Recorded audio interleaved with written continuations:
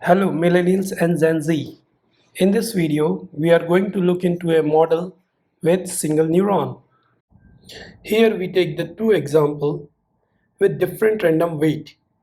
Example 1 with random weight 1.6, example 2 with random weight 3. How the weight get adjusted? Very first, suppose we give the input as 1, weight is 1.6, then Wx is 1 multiplied by 1.6. The resultant is 1.6. The output 1.6 is the actual output and it's not as expected. Expected output is 2. So 1.6 minus 2 is 0.4. That's the error.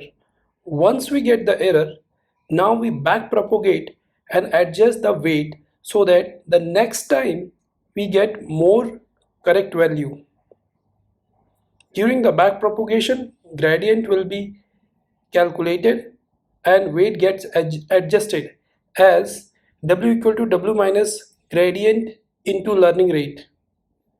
Gradient gives us the max value by which weight can change, and the learning rate controls the learning. It did not allow to change weight to some altogether different number. As learning should be slow, it should not be like in one iteration of learning, it takes one side of extreme value and on other iteration, it takes other side of extreme value, which made the model unstable. Once the model gets trained, weight adjusted to 2 and then we get we give the input, we get the correct output.